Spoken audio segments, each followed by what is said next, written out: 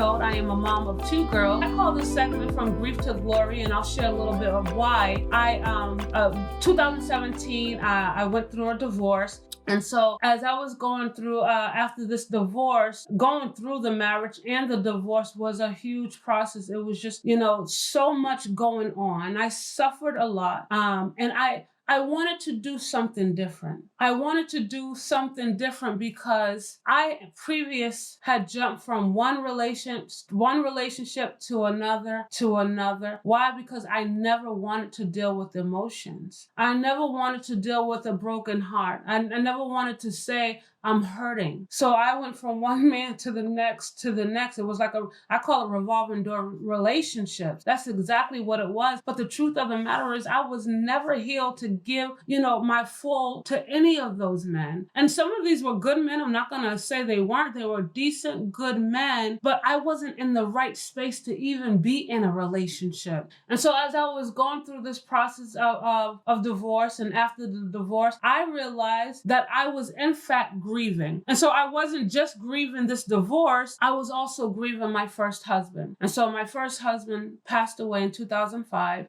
He died of a drug overdose. And all I did was take care of our 2 girls. So my 2 girls are by my first husband. And all I knew to do was work. All I knew to do was suppress the emotions, hang out, go to work, go in a relationship, depend on men, which means that because I was dependent on a person to help me so-called heal, I was leaving them in control of who I was. I was leaving them in control of my future, all kinds of things. But this time around, going through that divorce, I said, no, God, I am going to learn how to trust you in this journey. I was hurting so much that I was tired of trying to suppress the emotions. I said, God, if you want me to deal with the emotions, I will. I don't know what it's going to be like. I don't know the experiences, because I said before, I never gave myself a chance. So in order for me to do that, I'm like, God, you're going to have to show me what it means to grieve. So I'm at church. I'm going through this divorce. Everybody knows. And I'm just like, God, I'm sad. I'm angry. I'm depressed. I'm anxious. I'm afraid. Mentally, I was all over the place. Emotionally, I was all over the place. Spiritually, I was confused, but trying to press my way through. And so, for those of us who go to church, you hear many of the cliches, you hear the scriptures, just pray about it. God's going to work it out for you. Have faith. I heard that even going through the marriage, right? The toxic marriage, I believe. And to be honest, let me be clear here, in fear, there were many people telling me, Famaya, he is not the one. But Famaya, in her hard-headed self, I was just literally saying like, maybe they don't know him like I do. And we married really quickly, right? We married like after 7 months. And I'm thinking like, they just don't know him. Now I experienced all the red flags, ignoring the red flags. I'm not here to blame anyone. I have my own struggles. This is not what it's about.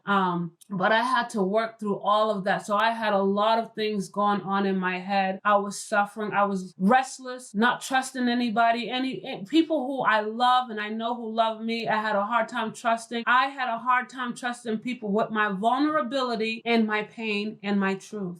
Because, for those who love you, they don't want to see you in that place. And so what was happening, the people who loved me were still saying things that were hurting me. They were saying like, oh, the marriage wasn't healthy anyway, so why are you so angry and so sad about the divorce? And why? Because I didn't get married to get divorced. I was authentic. My love was real, and it hurts. And so I had to learn how to be honest, but I also had to learn how to protect my peace. I had to, whatever little peace that I had, I also had to learn how to protect my truth. And so as I was going through this grief, through this process, one thing that I learned is God was with me every step of the way. So From Grief to Glory is about healing. It's a journey, and it really has helped me process everything that I've been through. And finding peace in God, I realized like, God, only you you can help me through this process. I'm telling you all, I had my Bible in one hand and I had 2 therapists in the other, and I needed it all. It was more than just me reading the scriptures. It was more than me just praying about it. I needed substance. I was reading books on grief, not just Christian books, secular books. I learned the 5 stages of grief. I needed to understand that. I needed to understand the denial stage. I needed to understand the bargaining stage. I needed to understand why I was so angry, thinking all these bad thoughts. I know how Satan operates. I kept on telling myself, Famaya, you have authority. You have the authority to trample on the enemy. But I couldn't get that. I had it in my head. I know the scriptures, but I wasn't there. But God had to work on me. God had to nurture me. God had to give me understanding. So I was reading books. Why? Because I wanted to be healed and I didn't want it to be rushed. So I shared my truth. I was able to encourage people. And then I allowed God to have his way. It was the scariest thing ever. But looking back, I'm so grateful that I allowed God to have his way. And almost like what had to happen was I had to block out the noise. This is why it became a very intimate time with me and God, because I needed to understand and I wanted to heal.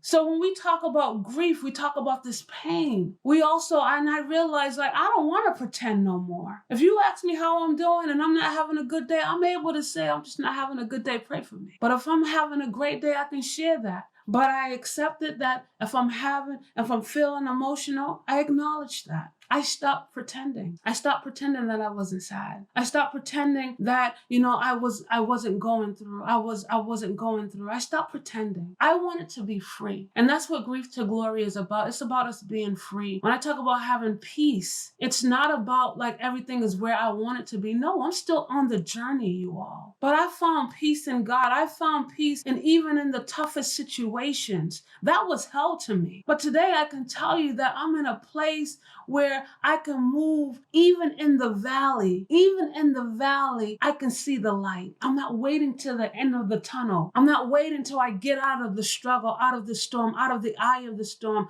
I see it. I'm in it. I can see what God is doing. I learned so much. And some people will ask me, Famaya, do you regret it? And I'm telling you, I do not. As hard as it was, not saying that I didn't make mistakes along the way. What I am saying is I'm free from the regret and the shame and the guilt. I went through what I went through and I learned so much from it. And so for those who are watching, like, you're going through this process of grief, keep pressing. It's a natural response to what you're going through. Do not allow anyone to tell you that you should not be grieving. Do not even allow yourself to tell you or I'm not grieving, I'm not sad. Listen, acknowledge where you are, because the truth of the matter is we can only heal from what we acknowledge. Don't allow people to put a time limit on your grief. It's a process.